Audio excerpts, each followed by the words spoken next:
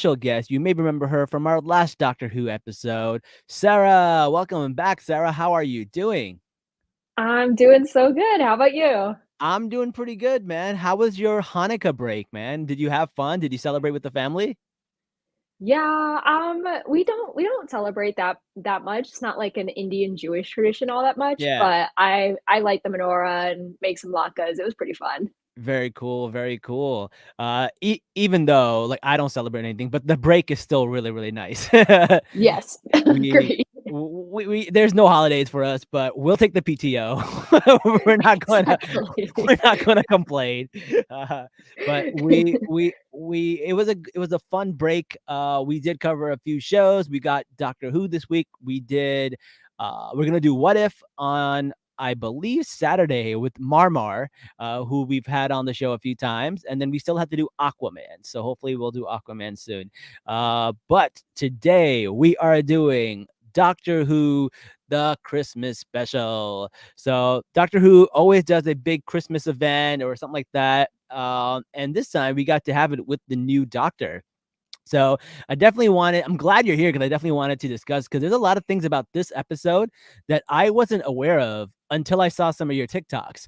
One of the, I know that before it came out, our friend Danielle posted a little bit about it, and she was like, Mhm. "Oh, doing a goblin theme is it's a little sketch." And like for me, like I didn't know anything about that uh the ties to anti-Semitism and goblins until Harry Potter came out.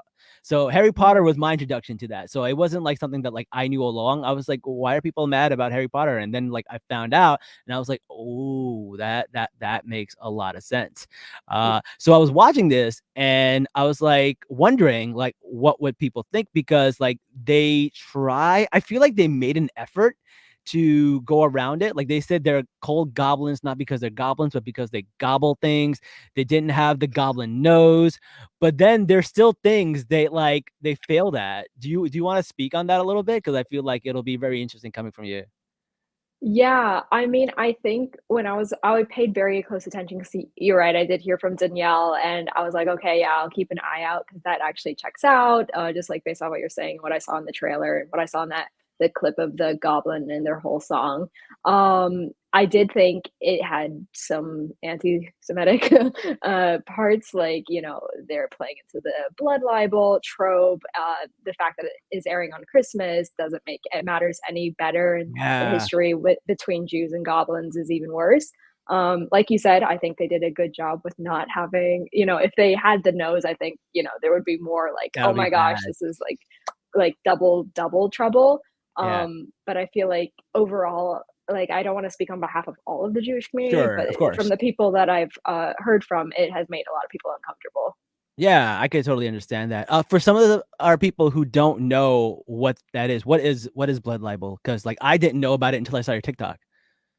Yeah, so blood libel is an anti-Semitic trope that started way back when, actually. It started by the Christians who basically founded this theory that like Jews apparently drink the blood of, baby Christian children. And then this, yeah, That's yeah, the I entire too, yeah. like that's the entire point of this episode. That's crazy. Yeah, like casually dropping that throughout the whole episode. But yeah, it started back, I believe, in the Spanish Inquisition times. I don't want to like drop It's a time, always but the it was Spanish definitely Inquisition, man. It's always them. They're always up to something. and it got obviously even worse during the Holocaust. Yeah. So yeah, I mean that was exactly what happened with this episode. The goblins wanted to eat children, playing into blood libel, and this fact that goblins have been used stereotypically throughout history to represent Jewish people in a negative way was not. It Yeah. didn't make the matter any better. Yeah, I'm really glad you made that Yeah. TikTok because I had no idea, and I feel like that's an important thing for people to know. And it might not have been on purpose. We don't know, Yeah. but like people need to be aware because I wasn't aware. First time I heard about it was like when I said like the Harry Potter stuff came out, and I was like, they still have it in their like rides and stuff, and I'm just like. Yeah. But then again, J.K. Rowling isn't the best, so yeah, no, but let's talk about some of the positives then. Like, Yeah. what are your thoughts about the new Doctor? I think he's great. He's so charismatic. He's giving 11th Doctor vibes, like, just, like, so full of energy. I think considering, he's kind of he had a weird regeneration, regenerating out of David Tennant. David Tennant's still Yeah. there, and then Ncuti Gatwa is also here. It kind of feels like a fresh start for his particular doctor, so I feel like he's all full of energy, feels almost like a brand new doctor that we're seeing, not necessarily, like, with the memories of the old doctors, but kind of feels a little bit different.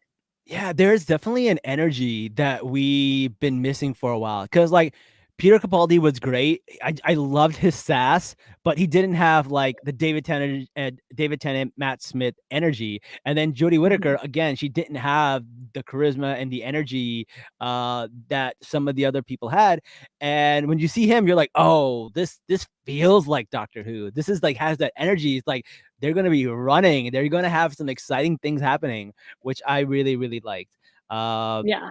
and I also feel like there are things that are happening in the story that, like, Russell T Davies is pretty good with, like this ongoing joke about how gravity is now called Mavity, and like that happened in a David Tennant episode, like one or two before, where they accidentally run into Isaac Newton, and instead of saying gravity, he mishears it, and now it's Mavity, and because of that, it changes like a little bit of a ripple, and now everybody says Mavity. So I think that's really, really funny, and that's a very Russell T Davies kind of like style of writing, which I enjoyed. Yeah. It's nice that that's, like, playing through. It'll just, like, live on forever in Doctor Who. As long as no other director forgets, like, that's gonna stay forever. I know. I like these little inside jokes. Um, and this doctor, like, I feel like there in some ways he is the combination of Peter Capaldi and David Tennant because he still has that charisma, but he also has a little bit of sass too. There is a little bit of sass coming out from him, which I think is really, really funny. So I'm very excited to see where he takes this doctor because like so far I was very entertained throughout this episode. What about you? Yeah, I agree. I agree with, like, he's very sassy. I think it's also because 'cause they're both Scottish, and I'm just like, "Okay, so fine." They're, like, just very Oh, sassy people. uh, But I could be wrong about the stereotype yeah, of, Scottish people. But yeah, I could you're be. right, and I think if, like, he starts giving, like, Peter Capaldi level speeches, like, Yeah. then I'm gonna yeah, okay. So how do we pronounce his name? Is Shooty? Is how they I pronounce it, think I believe, so. That's how I've right? been pronouncing That's it. how I've been Yeah. pronouncing it. If anybody knows, the correction, let us know. But, Shooty's also been in Sex Education, which I hear is really good.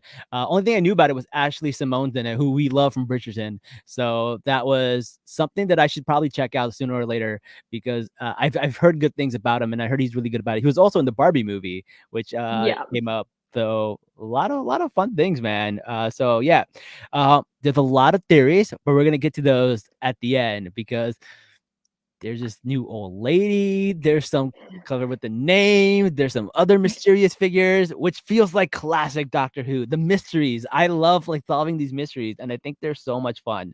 So let's break it down. Let's go over the episode. So one thing that I noticed about this episode right off the bat, there's a narrator. And not all Doctor Who episodes have narrators, which I think is really, really funny. Like, what do you think? Is it Santa Claus? Like, Santa Claus was in an episode. Apparently, he's Nick Frost in the Who universe, Yes. and which makes sense. Santa would be a Time Lord. Like his sack does have all the presents, so it has to be bigger on the inside. So I totally get that. But who is narrating this episode? That's the mystery. Yeah, I thought it was Shooty, actually. Is it? It might be. I don't know because 'cause I'm not used to his voice Yeah. yet, so it could be him himself. Yeah, I thought it felt like a Christmas book, almost like, somebody's Yeah, narrating, like, the night before Christmas, and then, it kind of felt like that, like, at the beginning and, like, at the end as well. But yeah. yeah, I thought it was Shooty when he was talking, but it Oh, could it be might wrong. be. It might be. I don't know.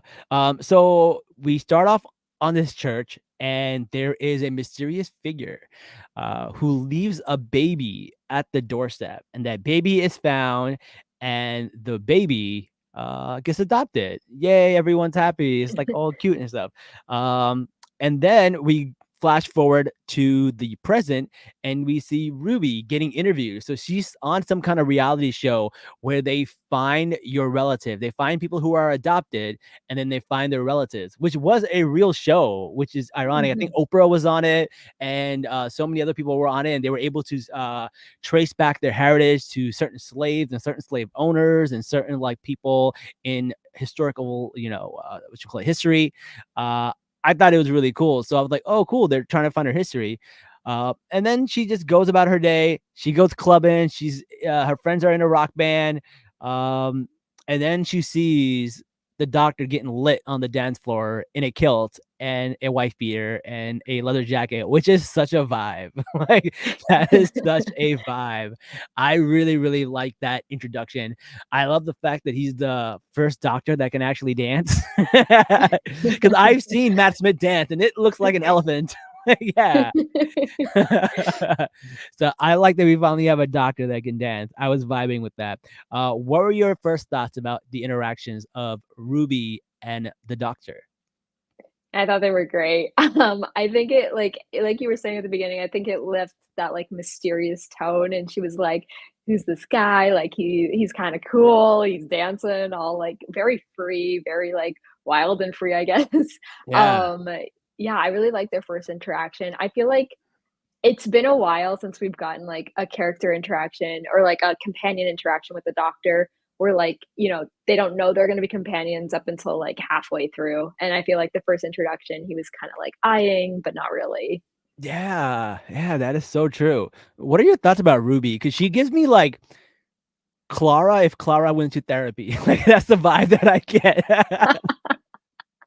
That's so funny. I don't think she gives me Clara I mean, maybe, like, if I think it's Clara the way let she's dressed. loose. Like Clara used to wear like skirts and jackets and stuff like that. Yeah. So maybe it's the way she dresses that gives me Clara vibes. Yeah, I feel like, Ruby is very rebellious. I feel maybe Amy a little bit, like, I Mm, felt like Amy Pond was a little bit of a rebellious child, like, a little, out there and kind of like, I don't remember what, like, the black dog, I think is the saying, like or white dog or brown dog, one of the dogs. yeah. And so, yeah, I think that's kind of like how I see Ruby, but overall, I couldn't really compare her to another. I know I've seen people compare her to Rose because she's got the blonde hair, and I'm like, Yeah. "I don't think so." I think she's very, very unique, and I like it. I don't think she reminds me of Rose, but I mean Ruby, Rose, like they're red. Her mom's name is Cherry. Like there's a lot of red references in here. I don't know. True. And Russell T Davies, he likes to sprinkle in the little clues, right? Yeah. So we definitely like that. What did you think about their chemistry together? Do you think like one thing that I don't love about the Doctor is how all his companions kind of fall for him, and we haven't had that for a while, which I kind of like. Like there's always this like Mhm. tension between the Mhm. Doctor and one of their companions. Like, there was uh who was the girl? Martha, there was Rose, uh there was Clara, and then even Yasmin with Jody, there was a little Yeah. bit there, right? So I don't always love this, which is why Donna is my favorite companion because she's so like even Amy. Amy was like, Mhm. really into the Doctor, which I didn't mind because she had this amazing arc where she chose Rory over the Doctor, which was the point of her story. But the rest of them, they just seem to just really like fall in love with him, which I get. Except Donna. Donna's like, no, this she treats him like a brother, which I love. But Skinny. yeah, they're just like making fun of each other. They're like siblings who like roast each other, which I love. But where do you think they're going with Rose? Do you think they're gonna have a situation closer to Rose or Martha, or is it gonna be closer to Donna? Probably closer to Donna, but I feel like Ruby doesn't strike me as the or maybe she does, I don't know, she's kinda rebellious, but she doesn't feel like, she's gonna go roast, but, like, in a comedic way, I felt like that was more Donna and Catherine Tate, Yeah. but I feel like Ruby I mean, there's no way that she can fall for the doctor is totally gay, Oh, and interesting. I think yeah, I think if I'm not mistaken, I think Ruby is like, I mean, I don't know. I don't know the relationship, but either way, I don't think they can Yeah. fall each other because of like the Doctor being gay in this particular series. Oh, I didn't But know. I always thought yeah, the Doctor was like all comes in all flavors. So like I didn't know if I he think yeah. regenerates. This regeneration particularly is that way, is what you're saying. Yeah, I mean, it's Huh. kinda like how Jodie was, like, more leaning that Yeah. way. I feel like Ncuti would lean that way considering that he himself is gay. So, I feel like That maybe he makes would, like, sense. embody that type of like, he'd wanna go with that flow, but I could be Mm. wrong. Again, I have no It idea. could go either way. I mean, Yeah. I think it would make people mad, which would make me happy because I love it when the when the fanboys get angry. It cracks me up. They get mad over the silliest things. So it's fun. All right. So she's leaving the club. They interact. The snowman starts to fall, and now we're trying to realize, whoa, a lot of incidents start to really follow her around, which kind of reminds me of the movie Gremlins, because that's what the Gremlins did. Like they would they were cute, and then they would turn into these like little gremlin things, and they would play pranks and do mischief around people. And I'm just like, you could have saved a lot of people grief if you just called them gremlins. Just like don't even call them goblins, just call them gremlins. That would have made so much more sense, Yeah. and you would have saved everybody a lot of heartache. But yes, he saves him from a snowman, and then he meets this cop, and he goes, "Name the doctor, occupation not the doctor," which I never get tired of. And then he has this fun interaction with the cop, tells him that his girlfriend will say yes, he's going to propose. Again, like I love this charismatic part of him. What were your thoughts about that interaction? I thought it was amazing, like, so sassy, so quirky, just, like, right off the cuff, like, it kind of also reminded me of David Tennant. He had this one moment where he had somewhat of an interaction like that, Yeah, like, Occupation, the doctor, and, like, it was, like, near the end of his run, and I just, yeah, like I was like, "Wow, okay, yes, perfect, we're back." yeah. Love it. All right. So he goes into this TARDIS, and then what happens is he shows up in front of Ruby's house. Uh and there's a TARDIS there. And this neighbor, her name is Mrs. Flood, can see the TARDIS. And I'm like, wait a second, doesn't the TARDIS have a perception filter? How can she just see the TARDIS? And then when she points it out, I guess other people can see it too. And then at the end of the episode, you kind of learn that she may be something special. What are your thoughts about Mrs. Floods? Um, well, okay. I do have to say my commenters kind of swayed me in the other direction, but my original theory was that like Mrs. Flood was a doctor variant, I Oh, guess. Because now that bi-generation is possible, like it could be true. possible that she like glided her down the road and yeah, came back and was like, I'm gonna retire here. Mm. But like a lot of people are swaying me in the direction of like old Ruby, and I'm like, that makes a lot more Ah. sense. That would be interesting. So what Yeah. I have heard is that she actually may be River Songs. That's the theory that I've heard, because Mm. flood, river, pond. Come on, guys. I've heard that. I like that theory. But it would be very I hard like to unexplain what happened at the end of the Peter yes. Capaldi run. I Mhm, think not only is it hard to unexplained, but like it kind of ruins their beautiful arc and story. So I don't know if I mhm. would want that, but it's a good theory. Yeah, I've heard that theory too, and I like after the library and like her just dying, like it's not possible. Or maybe it is. Yeah. I mean, it's Doctor Who, but like to come back old, like how? I don't know. Yeah, I don't know. I don't know. We'll see. So I'm very curious about how that. But like the other thing that freaked me out about Mrs. Flood, she broke the fourth wall. She looked right at us and she asked us a question that fucked me up. I was like, "What? Why?" That scared the crap out of me. I did not expect that. It freaked me out. Oh my god, I don't remember this. Oh, you don't remember Oh this? no. So okay, at the No, I okay, have to it's go like back. it's like an after credit scene. They pulled a Wait. Marvel. Oh my god, I didn't expect that. It's Yeah, Doctor they they Who. they they pulled a Marvel. So after the credits, basically what happened is she looks at the camera and she goes, "What? You've never seen a TARDIS before?" And she looks right at the camera and says it to us.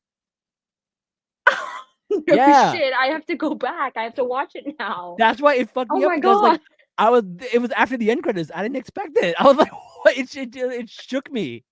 It was so I was, like, wild. anticipating no end credits, so I was like, "Is Doctor Who no end credits?" Wait, do the anniversary specials not have like, they don't have end credits, right? No, they don't. I think it's, Okay. like, maybe Disney because 'cause they're on Disney now. Disney's like, "No, you gotta give us end credits. It worked for the MCU. It's gonna work for you guys." Oh my gosh, I have to go back, Yeah, like, this is go gonna back be and watch top it. priority. Yeah, if I you're will. watching, guys, go back and watch it. It's so crazy. And there's only been one other time where the Doctor broke the fourth wall, and that's when Matt Smith just, like, for a split second, looks at the camera when he's Right, about to yeah, die. So yeah. now I'm like, this is the second time they broke the fourth wall. The first time, I was, like, gonna let that slide because I was like it seemed like it was the actor talking to the audience, and I was like, they're just giving Matt Smith his moment, right? Just giving him his flowers, be like, "Make this your moment, connect with the audience, thank the audience, and we'll just pretend it never happened," right?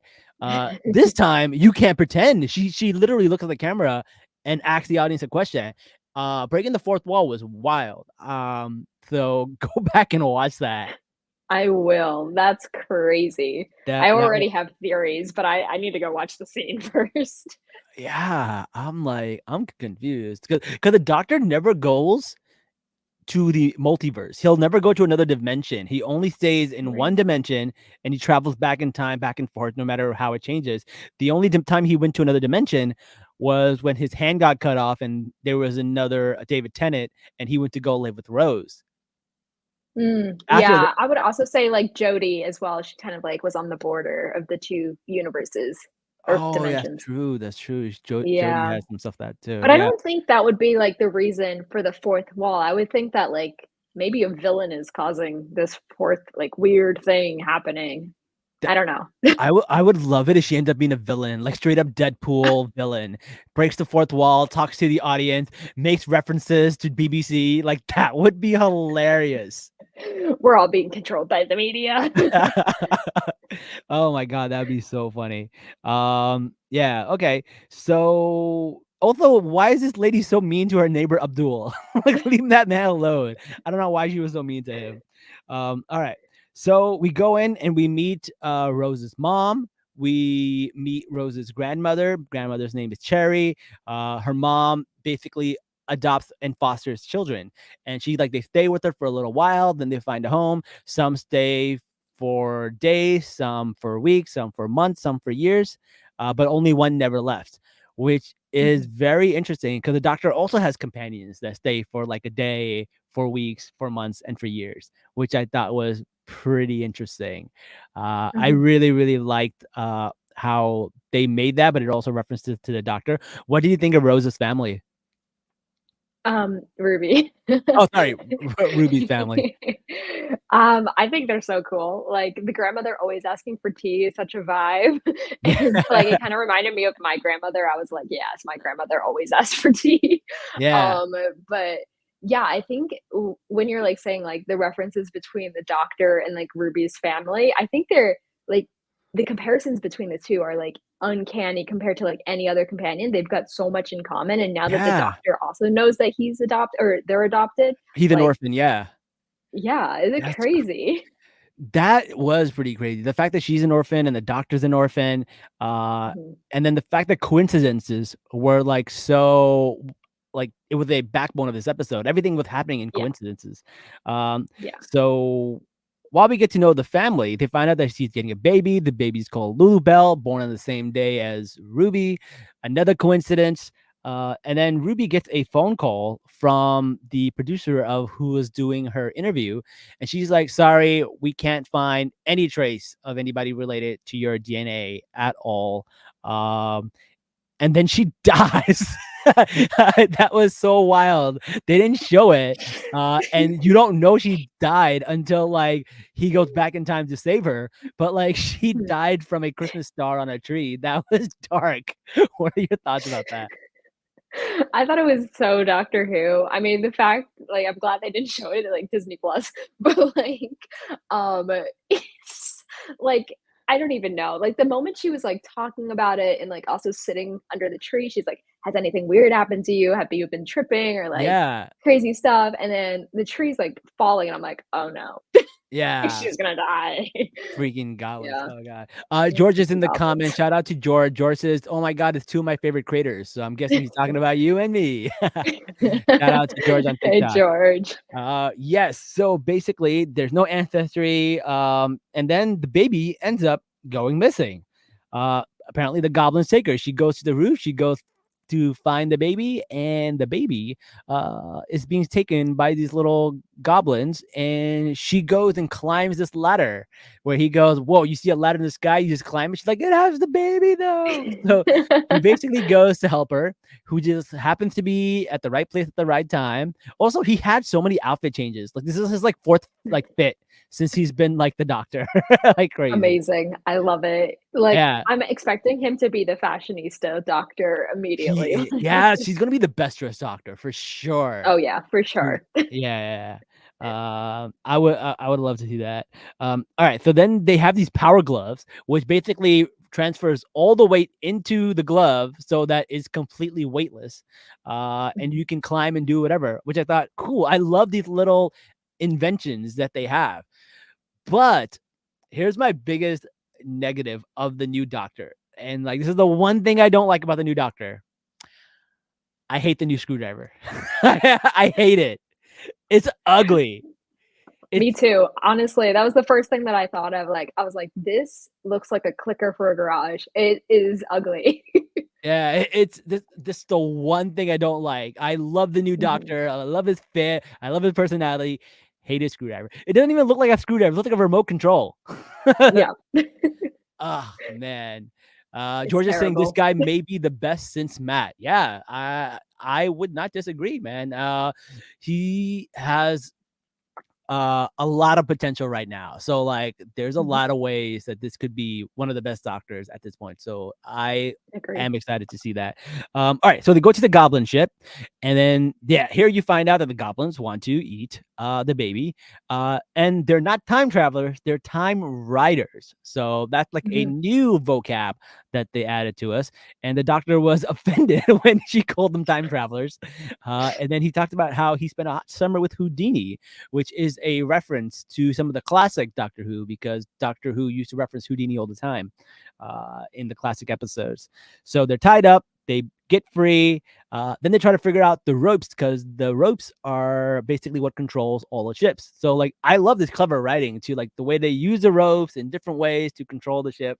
Then they go and they try to save the baby, and then they break out in song, and then they also have this Goblin King. Now, well, something that you mentioned to me, which I didn't notice, not you didn't mention to me, you mentioned on TikTok, was the King Goblin actually had horns on him. And that's also like an anti Semitic trope, right? Mhm. Yeah, like, reference to the devils, yeah. I think they could have done the goblins without the horns. Like they didn't need the horns. Yeah. They could have, like you said before, like, they didn't have to call them goblins. They could have called Yeah. them gremlins, and I would have been chill, everyone else would have been chill, but they added the horns, they were goblins, they were eating children. I'm just like, Christmas. It's Yeah. like 4 whammies in a row. I know. And the entire show is about coincidences. You can't say all these things are coincidences when you have a show about there are no coincidences. Yeah. Right. You're telling on yourself. Yeah. All right. So then we get them, and they save the baby, and they go into the song. What did you think of the song? Because the songs are like the song for some reason is very popular over in the UK. I hated this part. Like I did not like it. What are your thoughts? I thought musically, like, it's definitely like an earworm, like, it could get stuck in your ear, and I thought it slapped. Did you?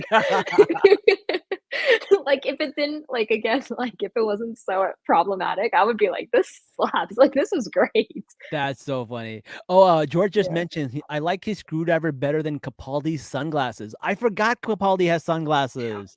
right. Yeah, I didn't like Capaldi's sunglasses because I was like, "Is it actually working? Like, I can't see what's happening." Yeah. Also, I don't like when actors wear sunglasses, because most of the acting people do are with their eyes and their Yeah. brow. So when you're wearing sunglasses, you're not expressing enough emotions. So Yeah, I I feel like I didn't like though it. in the moment, like for Capaldi, it was also because he was like blind in like 5 episodes, and it's like, Oh, that's okay, so right, he that's was why he was blind. Damn, yeah. I need to go back and watch Capaldi's episodes. A lot of those are, like, blanks to me. George loved the Goblin song, so, hey. George, you need to get on our episode. We haven't had you on for, like, a year. So, George, we need to have you on. Alright, so we talked about that. They save the baby, they go back in the house, and then this giant crack appears. And the show has a thing about cracks. I think, in the Amy Pond seasons, there Mhm, were things about cracks and stuff like that, and they usually mean something like a time rift or something. And they talk about the baby whose name is Lulubelle, who everyone hates the name except for the doctor. The doctor somehow likes it. Uh, I feel like the name is going to come back and it's going to be important. Like I just think Russell T Davies does a lot with words and names, and I feel like Lulubelle is going to be a word or a name that's going to come back around. So we're mhm, going to see that. Um, and then they're just talking and having these conversations, and before they know it, Ruby's gone, and we don't know why. And he starts talking and having this conversation, and all of a sudden, the mom is talking in a more melancholy way, and she's like annoyed that she has this baby, whereas before she was happy.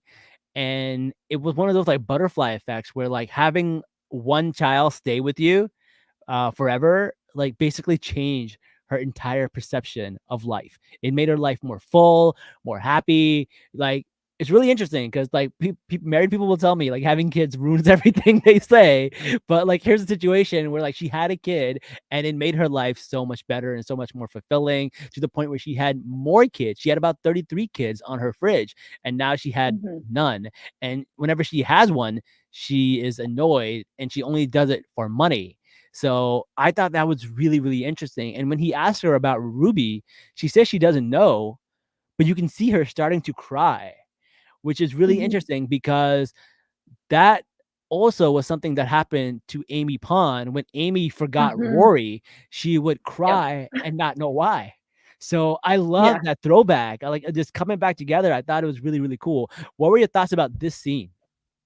I was gonna say literally the exact same thing, like, exactly the same, because like, the crack and, like, having that rift in time, basically like, this was a rift in time, like, time completely changed, and then, having that, like, similarity between that scene with Amy and Rory, and now also, Ruby's adopted family, like, it's crazy, and I was so sad in the scene. I was like, I "Oh was really my sad. gosh, all of time has changed, and we don't know why, and, like, is she coming" like, obviously, I knew she's coming back, but, like, it was depressing. I was like, so many things can change the course of your life. You don't know how impactful Yeah. somebody has, like, on you as a Yeah. person, like, throughout time.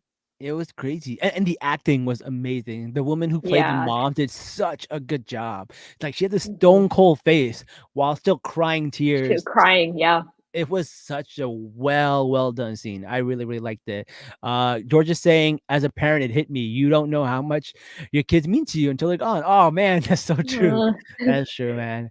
No, I totally feel that, man. It was a really, really good scene. It really hit home. And then I think, Ncuti also did a great job in that scene because you can see him crying also. And then mm, he's like, "Alright, he's gonna go back and he's gonna save, Ruby from what happened." So he goes back mhm, to the day she was, adopted, and the stranger basically leaves Ruby. The goblins take her. The doctor comes. He tries to save him. He uses the gloves. He ends up killing the goblin and saves the baby.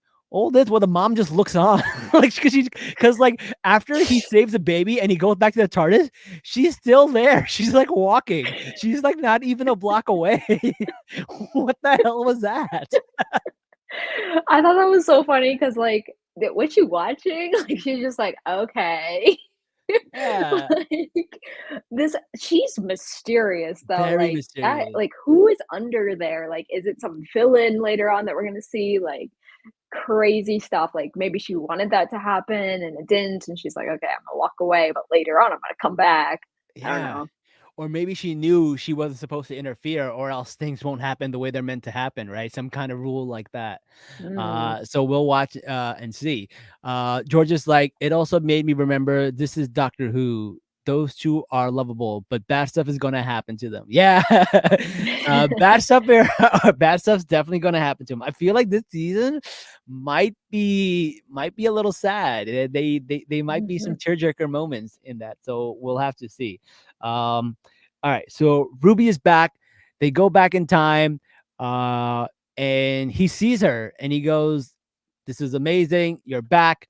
And then he goes back to a TARDIS and does something. Oh yes, he goes and he saves the lady from dying Yes. so that she can actually find her ancestry, which I thought was really cool. And then while he's doing all this, Mrs. Flood sees everything that's happening. She sees him come in and out. She's not surprised. She can see the TARDIS, no perception filter. She sees Ruby go in afterwards and is not surprised about it being bigger on the inside. Mad sus. Mrs. Flood is mad sus. But what are your thoughts about Ruby figuring out that the doctor is a time traveler? I love it. It's so great. It's like, again, like classic Doctor Who, finding out the TARDIS is bigger on the inside and finding out the Doctor is a time traveler.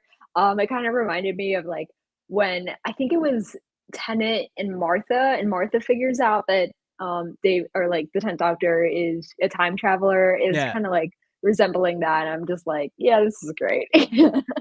I love how every companion has a different reaction to the TARDIS. And my favorite is Rory because he knew everything about it. He's like, no, it makes sense. I get it. He's like, huh? Yeah, I read up on it. He fucking did a Google search. He figured it out. What is Uh, the TARDIS? yeah, Question mark. exactly. No, I thought that was really, really cool. But yes, at the end of this episode, she breaks the fourth wall. So there's so many theories right now, right? So there's theories about who Mrs. Flood is. There's theories about who her mother is. Some people say they might be one and the same. Makes sense for her mother to be her neighbor who can watch her grow up without actually having to raise her, which is kind of like what Amy did with River Song. So I thought that was Yeah. interesting. That would be a little depressing though, because like, if Mrs. Flood knew that Ruby is, like, her child, like, Yeah, Amy, I felt like was different, like, Amy didn't know that River was her child until she knew, and then she was, like, more yeah, engaged with, that relationship, but, like, that would suck if yeah. Mrs. Flood was yeah, that would be really sad. George is like, she Ruby has a good vibe for a companion. She is up for adventure. Yeah, she is definitely up for Mhm. adventure. I think she's gonna have an exciting time. Um, Another thing that people are saying, I think we mentioned this earlier, Rose could be Ruby's mom, which is really weird, but Ruby, Rose, Cherry, I don't know. There's a lot of Mm, red references, which I thought was very, very interesting. Um, interesting. yeah, so we'll see.